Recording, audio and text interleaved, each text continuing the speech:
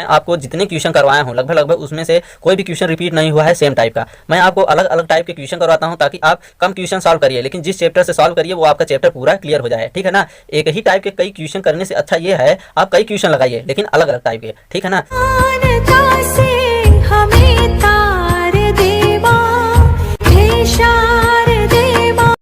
Hello friends, welcome to my YouTube channel. Friends, इस video में आज हम स्क्वायर रूट के लैंग्वेज बेस्ड क्वेश्चन करने वाले हैं। पिछले 2-3 वीडियो में हमने न्यूमेरिकल टाइप के जितने भी टाइप के क्वेश्चन बन सकते थे उसको मैंने आपको करा दिया है, और जो क्वेश्चन बचे हैं ये लैंग्वेज बेस्ड क्वेश्चन करवाने के बाद मैं करवा दूंगा। ठीक है ना। तो चलिए क्वेश्चंस को स्टार्ट करते हैं। सारे टाइप के सारे क्वेश्चन कवर करेंगे जो आपके एग्जाम्स में बार बार पूछे जाते हैं। तो चलिए स्टार्ट करते हैं। अब देखिए फ्रेंड्स, क्वेश्चन में पहला आपके सामने आ गया है, एक माली 1795 है ना, मतलब 17,956 पौधों को इस प्रकार लगाता है कि प्रत्येक पंक्ति में उतने ही पौधे हैं जितनी पंक्तियां हैं। एक पंक्ति में कितने पौधे? क्वेश्चन देखिए क्या कह रहा है। क्वेश्चन कह रहा है कि पंक्तियां हैं। ठीक है ना। पंक्तियों की संख्या हमको दी नहीं गए। कह रहा है कि जितने पंक्तियां हैं और उतने ही पौधे हैं। मान लीजिए इस पंक्ति में x पौधे हैं। ठीक है ना। हम मान लेते हैं कि इस पंक्ति में क्या है, आपके x पौधे हैं, और जितने पौधे हैं उतनी ही पंक्तियां हैं, और x क्या हो जाएंगी, आपकी पंक्तियां भी हो जाएंगी। ठीक है ना। x पौधे हैं और x पंक्तियां भी हो गई, और कुल पौधों की संख्या दी है 17,956। तो अब देखिए यहाँ से कितने पौधे हो गए आप बता सकते हैं। देखिए x पौधे x पंक्तियां, तो टोटल पौधों की संख्या क्या हो जाएगी, x गुणा x। ठीक है ना। और x गुणा x, और यही बराबर हमको दिया है 17,956 के। आई बात समझ में।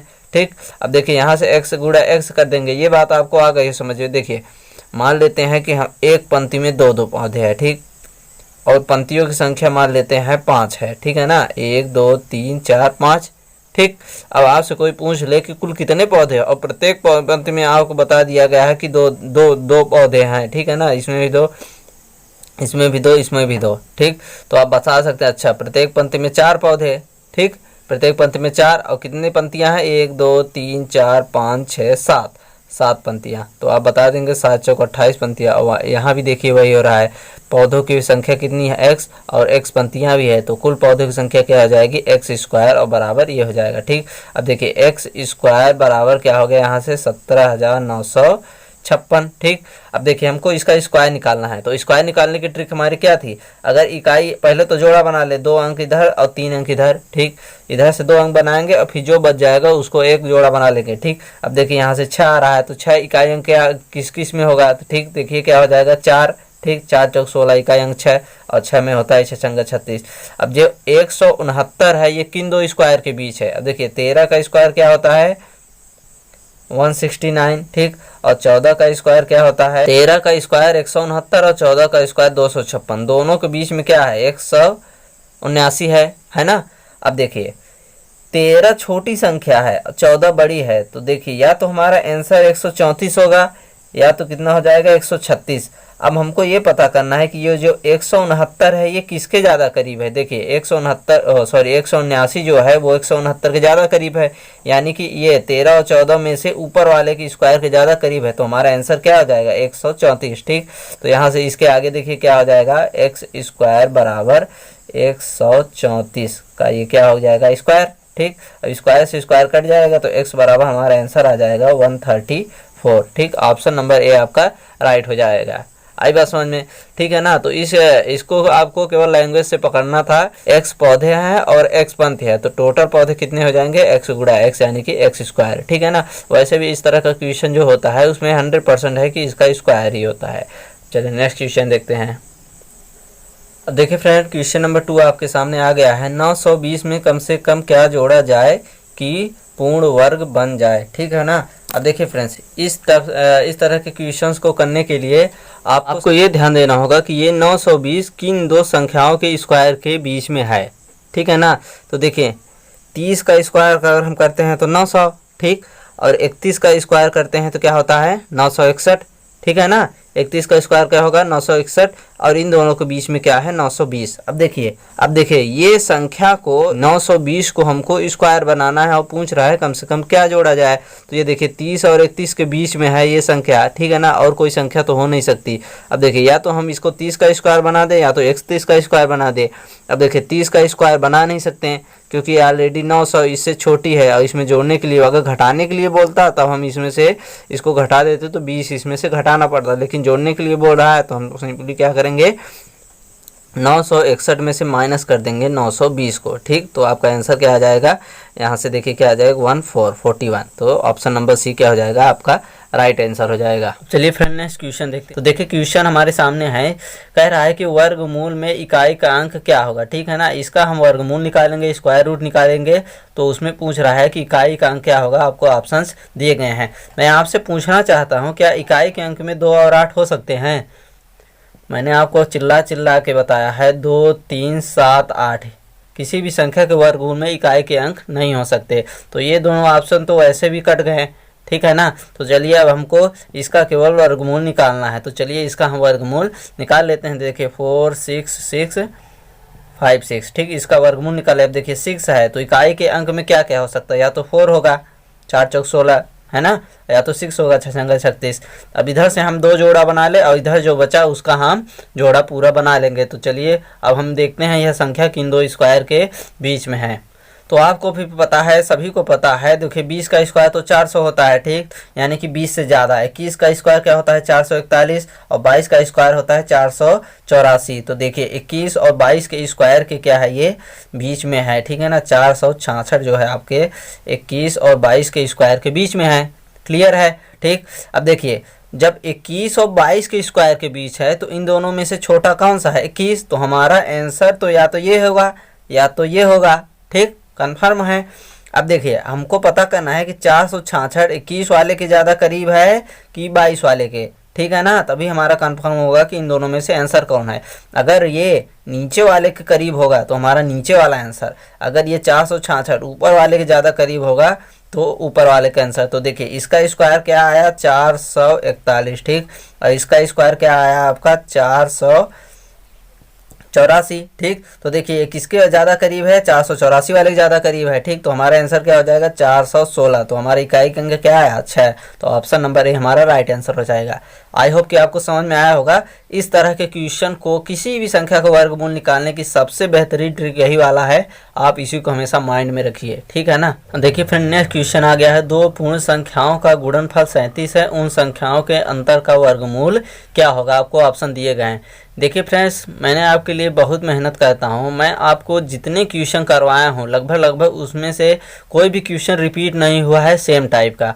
मैं आपको अलग अलग टाइप के क्वेश्चन करवाता हूं ताकि आप कम क्वेश्चन सॉल्व करिए, लेकिन जिस चैप्टर से सॉल्व करिए वो आपका चैप्टर पूरा क्लियर हो जाए, ठीक है ना। एक ही टाइप के कई क्वेश्चन करने से अच्छा ये है आप कई क्वेश्चन लगाइए लेकिन अलग अलग टाइप के, ठीक है ना। तो चलिए इसी बात के साथ इस क्वेश्चन को सॉल्व करते हैं। अब देखिए हमको पूछ रहा है वर्गमूल पूछ रहा है ना, अंतर का वर्गमूल। अब देखिए जैसे ही वर्गमूल आ जाए तो आप थोड़ा ऑप्शन पर अपनी निगाह जमा लीजिए, ठीक है ना। कोई भी क्वेश्चन का आंसर सॉल्व करने से पहले आप एक बार ऑप्शन को जरूर देख लीजिए, ठीक है ना। अब देखिए वर्गमूल के इकाई अंक में, अब देखिए ये इकाई ही अंक हो गए, वर्गमूल निकल के आया है तो इकाई अंक ही होंगे। तो देखिए 2, 3, 7, 8 नहीं हो सकते, लेकिन हमको ऑप्शन सी में 2 और यहाँ पे 7 दिया है तो ये तो हमारा आंसर नहीं होगा, ठीक। तो हमारा आंसर या तो 6 होगा या तो 4 होगा, ठीक। अब कह रहा है 2 पूर्ण संख्याओं का गुणनफल। एक पूर्ण संख्या तो 37 है, तो दूसरी हम पूर्ण संख्या क्या लें, ध्यान सुनिए, दूसरी पूर्ण संख्या हम क्या लें कि हमारा गुणनफल 37 हो जाए। तो आप कहेंगे 1 ले लीजिए ना, 1 भी तो पूर्ण संख्या है, तो हो गया हमारा काम, ठीक। तो उन संख्याओं के अंतर का वर्गमूल, इनका अंतर क्या होगा 36 और इसका हमको क्या निकालना है रूट, तो हमारा रूट निकल के आ जाएगा 6। वेरी सिंपल, ठीक है ना। तो इस तरह के क्वेश्चन को आप इस तरह से करेंगे अगर आपके एग्जाम में पूछा जाता है। अब देखिए फ्रेंड नेक्स्ट क्वेश्चन है 1000 से कम 11 के कितने धनात्मक पूर्णांक है ना गुणज हैं जिनके वर्गमूल पूर्ण संख्याएं हैं। अब देखिए फ्रेंड इस क्वेश्चन को तो पहले आप समझ लीजिए। तो देखिए लिखा है 11 के कितने धनात्मक पूर्णांक, ठीक है ना। पूर्णांक कहने का मतलब क्या है 1 से लेकर इनफाइनाइट तक, ठीक है ना। नंबर जो होते हैं उन्हें पूर्णांक कहते हैं। और गुणज क्या होता है, देखिए 11 के गुणज बोला है ना, तो 11 में किसी भी आप पॉजिटिव नंबर्स का आप मल्टीप्लाई कर दीजिए, वो उसका क्या हो जाएगा, गुणज हो जाएगा। किसी भी नंबर्स का आप मल्टीप्लाई कर दीजिए, वो गुणज हो जाएगा, ठीक है ना। तो आगे क्या बोल रहा है, जिनके वर्गमूल पूर्ण संख्याएं हैं। अब देखिए वर्गमूल भी कहा है, अब देखिए 11 है, इसका रूट भी निकलेगा, और जो रूट निकल के आएगा वो क्या होनी चाहिए, पूर्ण संख्याएं, पूर्ण संख्याएं, संख्याएं, ठीक है ना, वही आपका क्या हो जाएगा आंसर। अब देखिए सारे के सारे नंबर जो है पूर्ण संख्या है, माइनस में कोई नहीं है, ना तो जीरो है, ठीक है ना, जीरो होता है पूर्ण नंबर, ठीक है ना, पूर्ण संख्या में जीरो आता है, माइनस वाले नहीं आने चाहिए, ठीक। अब देखिए यहाँ में हम किसी भी संख्या को इसमें गुणा करेंगे, वो उसका क्या हो जाएगा, गुणज हो जाएगा, ठीक। और जो गुणज निकल के आए, गुणा करेंगे, गुणज कितने गुणज होंगे, ऐसे हम कितने संख्याओं का गुणा करके इसका वर्गमूल निकाल लें जो पूर्ण संख्या हो, और ये 1000 से कम भी होनी चाहिए, मतलब यहाँ पे जो गुणा करेंगे वो हमारा 1000 से कम होना चाहिए। सोचिए, अब देखिए 11 तो अंदर होगा ही, क्लियर है, कोई प्रॉब्लम नहीं है, क्योंकि उसका वर्गमूल हमको निकालना है, 11 तो अंदर होगा ही। अब इसमें हम गुणा कर दें 11 का, ठीक, तो कितना हो जाए, 121 हुआ। अब देखिए हम 11 का ही क्यों किए, क्योंकि देखिए अब ये दोनों एक रूट निकल के बाहर आ जाएगा, ठीक है ना, क्योंकि हमको पूर्ण संख्या निकालनी है, ठीक है ना, माइनस वाली नहीं चाहिए और दशमलव वाली भी नहीं चाहिए, हमको पूर्ण संख्या निकालनी है, ठीक है ना। फिर अभी देखिए 121 हुआ, ठीक। अब हम इसमें और किस पूर्ण संख्या का गुणा करें कि 1000 से देखिए ज़्यादा नहीं होना चाहिए, इस बात का आप ध्यान रखिए। तो देखिए 2 का तो हम कर नहीं सकते, 1 का कर नहीं सकते, क्योंकि 121 ही होगा, कोई मतलब नहीं है। हम क्या करेंगे, 3 का भी नहीं कर सकते, 3 का भी नहीं निकलेगा, 4 का करिए, ठीक। तो देखिए इसमें से 4 की अब देख लेते हैं क्या 1000 से ज़्यादा तो नहीं हो, देखो 4 एकम 4, 4 दूनी 8 और 4 एकम 4, ठीक है ना, 484 हुआ, अभी भी हमारा आंसर सही है। देखिए अभी 2 हो गए, एक क्या हुआ, एक तो हुआ 11 गुणे 11, ठीक है ना, यहाँ से देखिए 11 पूर्ण नंबर निकल गए, एक पूर्ण संख्या निकल गया, दूसरा क्या हो जाएगा 11 गुणे 11 गुणे 4, ठीक है ना, यहाँ से क्या निकलेगा 11 गुणे 4 यानी कि 44 हो गया। बात समझ में आ रही ना, यहाँ से देखिए ये हो गया। और क्या हो सकता है, अब देखिए 11 गुणे 4 तो हो गया, अगली हमारी पूर्ण संख्या क्या हो जाएगी, मान लीजिए हम 9 का गुणा करें, ठीक है ना, अगली तो 9 ही होगी, ठीक।